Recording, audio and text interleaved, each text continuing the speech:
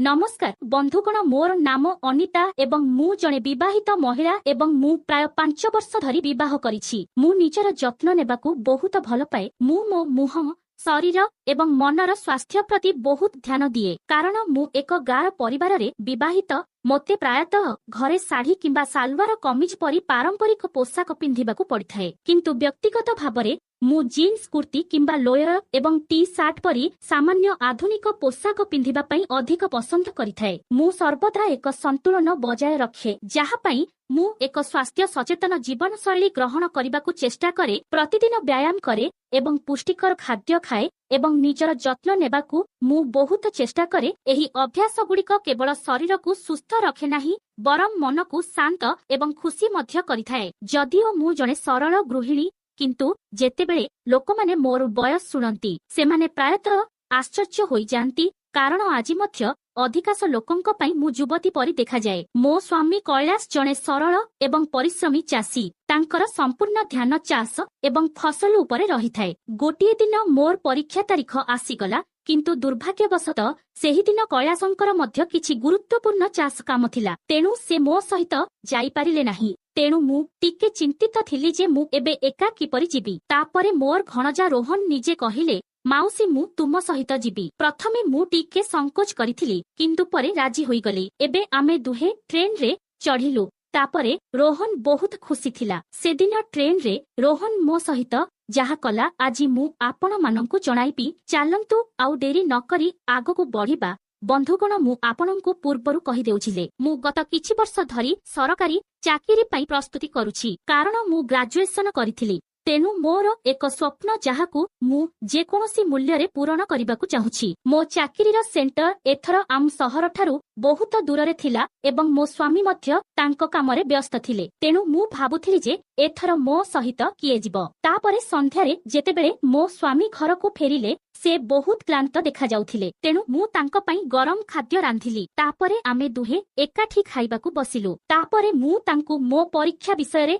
एवं मो सहित किए जीव से विषय रे कहिली। सेइठू खाद्य खाइला परे मु तांकू मो सहित आसीबाकू अनुरोध कली। तापरे मो स्वामी कहिले, अनिता काली मोर क्षेत्र बहुत गुरुत्वपूर्ण काम अछि, तेणु मु तुम सहित जाई परिबी नाही। सेइठू आमर भणजा रोहन आसी कहिला, काका जदी तुमे कहिबो तेबे मु माउसींक सहित जीवी। तापरे मो स्वामी तांकू जीवाकू अनुमति देले। तापरे जेतेबेले मु बुझिली जे रोहन प्रकृतरे मो सहित जीवाकू चाहुछि, मु टिके डरी गली कारण रोहन मोठारू बयसरे बहुत सान, किंतु से जणे दायित्ववान पिला थिला। किंतु तथापि मो मनरे टिके संकोच थिला। तापरे जेतेबेले से कहिले जे से मो सहित जीवे, मु नीरव स्वररे कहिली, रोहन तुमे मो सहित गले लोकमाने कोन कहिबे कारण तुमे एबे भी छोट अछ। सेइठू रोहन पिलांक परि जिद धरी कहिले, माउसी तुमे मते काहिकी छोट पिला कहुछ, मु एबे बड़ होई गलेनी एवं एबे काकांकर मध्य काम अछि, तेणु मु तुम सहित जीवी बोली कहिले। तापरे मु तांकू बुझाइबाकू यथा संभव चेष्टा कली, किंतु जेतेबेले मु देखिली जे से चुपचाप मन दुखरे बसिछंती, सेइठू मु हसी हसी कहिली, ठीक अछि बाबा तमे आउ मन दुख करनी, तुमे मो सहित जीव। एहा सुनी रोहनर मुहम खुशी रे उज्जवल होइगला। तापर दिन संध्या पूर्वरु आमे दुहे ट्रेन धरिबा पई प्रस्तुत हेलु। मु गडरेज रु मो पसंदर साड़ी बाहर कली। ताहा एक हालुका लाल रंगर साड़ी थिला जहा उपरे सुन्ना कारुकार्य थिला। मो मा मोते एहा मो विवाह समय रे देइथिले। तापरे मु किछि हालुका मेकअप कली। मु मो आखिरे काजल एवं ओठरे हालुका गोलापी लिपस्टिक एवं मो केसकु ठीक भाबरे बांधी एक छोट बिंदी लगाइली। तापरे मु निजकु दर्पण रे देखिली एवं अनुभव कली जे मु आजि विशेष सुंदर देखा जाउछि। तापरे रोहन मो रूम भितरकु आसिला। से केवल मो आदकु चाहि रहिला,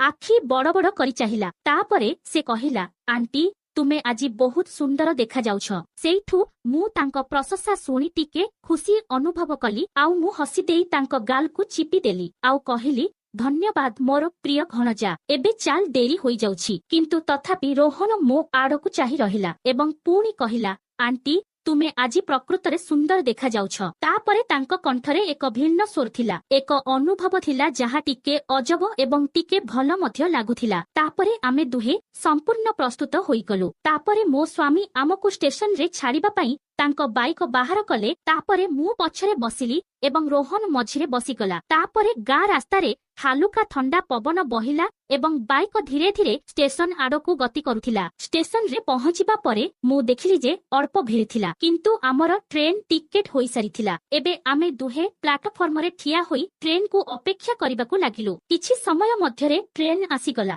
ସେଇଠୁ ରୋଶନ ଆମ ପାଇଁ ଏକ ସିଟ୍ ଖୋଜିଲା। ତାପରେ ରୋଶନ ମୋର ବ୍ୟାଗ ଉପର ବର୍ଥରେ ରଖିଲା।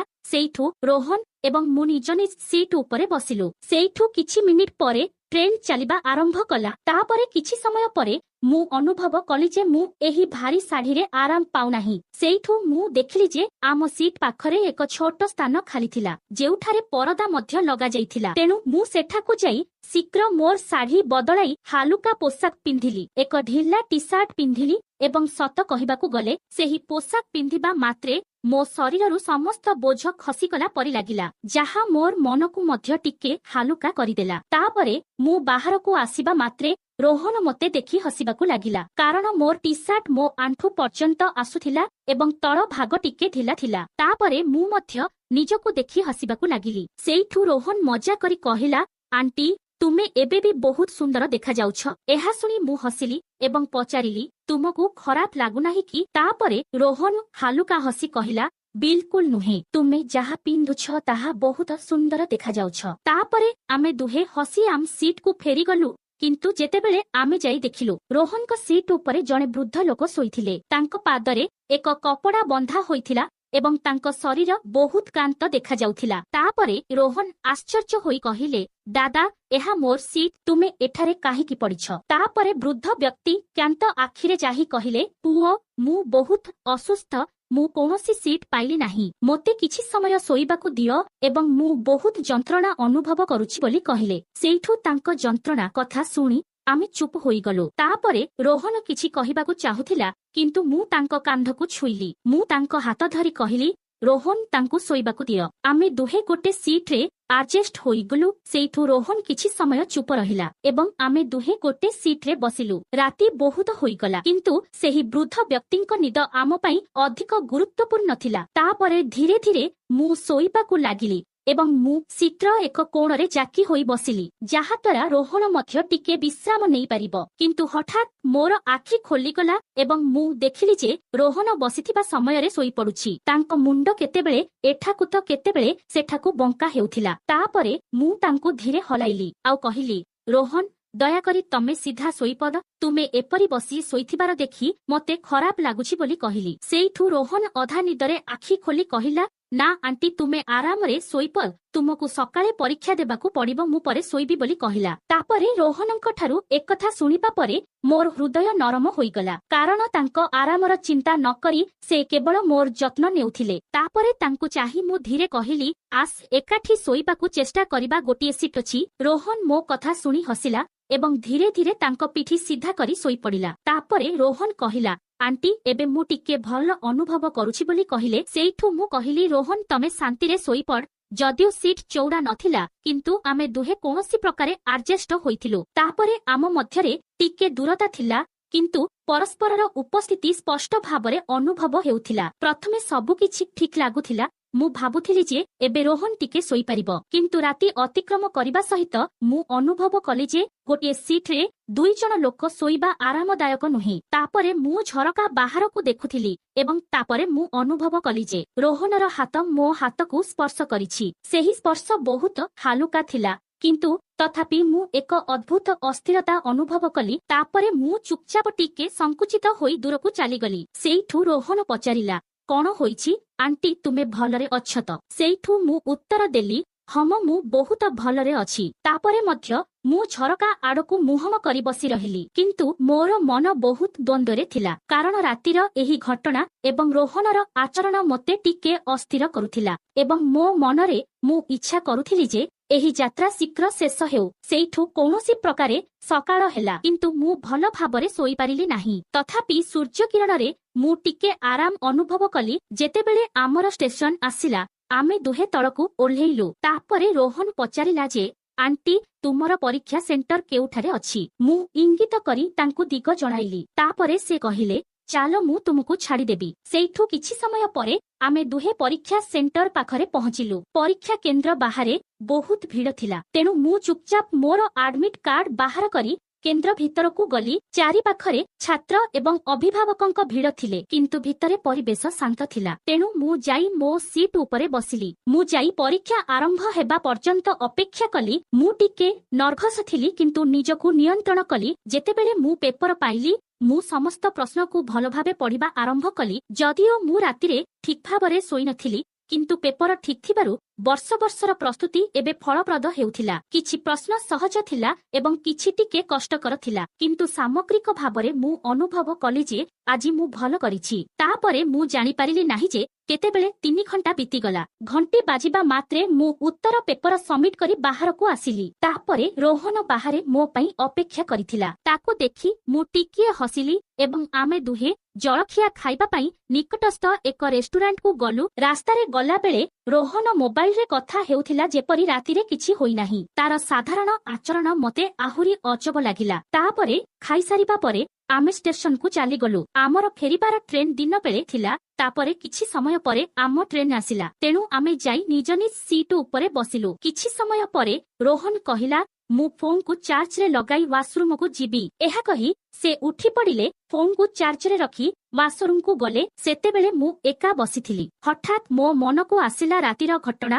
ମୋ ମନରେ ଏବେ ବି ଚାଲୁଥିବାରୁ ମୁଁ ରୋହନର ଫୋନ ଯାଞ୍ଚ କରିବାକୁ ଲାଗିଲି। ତେଣୁ ମୁଁ ନିଜକୁ ଅଟକାଇ ପାରିଲି ନାହିଁ ଏବଂ ତାଙ୍କ ଫୋନ ଉଠାଇଲି ଏବଂ ମୁଁ ପାସୱାର୍ଡ ଜାଣିଥିଲି, କାରଣ ରୋହନ ମୋତେ ପୂର୍ବରୁ କହିଥିଲେ। ତାପରେ ମୁଁ ଫୋନ ଖୋଲିବା ମାତ୍ରେ କିଛି ନୋଟିଫିକେସନ ଦେଖିବାକୁ ପାଇଲି। ସେଇଠୁ କୌତୂହଳବଶତଃ ମୁଁ ତାଙ୍କର ଚାଟ୍ ହିଷ୍ଟ୍ରି ଖୋଲିଲି। ତାପରେ ମୁଁ ଯାହା ଦେଖିଲି ତାହା ମୋତେ ସ୍ତବ୍ଧ କରିଦେଲା, କାରଣ ରୋହନ ଆମ ଯାତ୍ରାର ବିବରଣୀ କାହା ସହିତ ଏପରି ଭାବରେ ସେୟାର କରିଥିଲା, ଯାହା ଅତ୍ୟନ୍ତ ଅଭଦ୍ର ଏବଂ ଅସହଜ ମନେ ହେଉଥିଲା। ତାପରେ ତାଙ୍କ ଲିଖିତ କଥାଗୁଡ଼ିକ ପଢ଼ିବା ପରେ ମୁଁ ଅନୁଭବ କଲି ଯେ ସେ ସମଗ୍ର ବିଷୟକୁ ବହୁତ ଖରାପ ଦୃଷ୍ଟିକୋଣରୁ ଦେଖୁଥିଲେ। ମୁଁ କେବେ ଭାବିନଥିଲି ଯେ ସେ ଏପରି କଥା କହିପାରିବେ।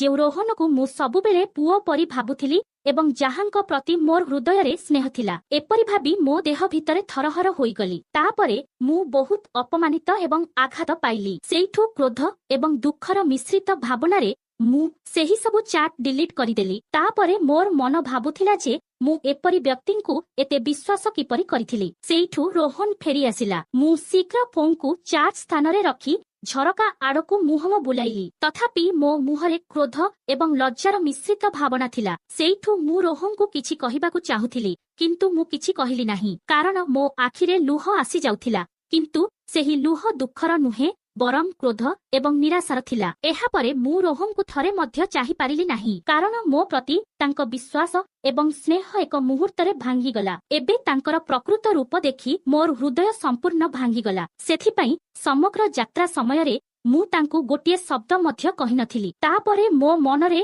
କେବଳ ଗୋଟିଏ କଥା ଚାଲିଥିଲା ଯେ ଏହି ଘଟଣାକୁ ଘରେ ଯାଇ ମୁଁ ସବୁ ରୋହନଙ୍କୁ କହିବି। କିଛି ଘଣ୍ଟା ପରେ ଆମେ ଦୁହେଁ ଘରେ ପହଞ୍ଚିଲୁ।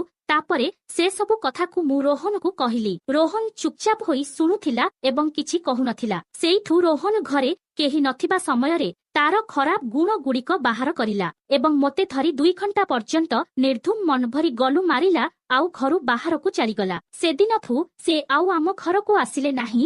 ଆଉ ତାର ଗୋଟେ ବର୍ଷ ପରେ ମୋର ଗୋଟେ ପୁଅଟିଏ ଜନ୍ମ ହେଲା। ସବୁ କଥାକୁ ମୋ ସ୍ୱାମୀଙ୍କୁ କହିଲି। ମୋ ସ୍ୱାମୀ ଏକଥା ଶୁଣିବା ପରେ ବହୁତ ରାଗିଗଲେ ଆଉ ଯାହା କଲେ। ପରବର୍ତ୍ତୀ ଭିଡିଓ ଦେଖିବା ପାଇଁ କମେଣ୍ଟ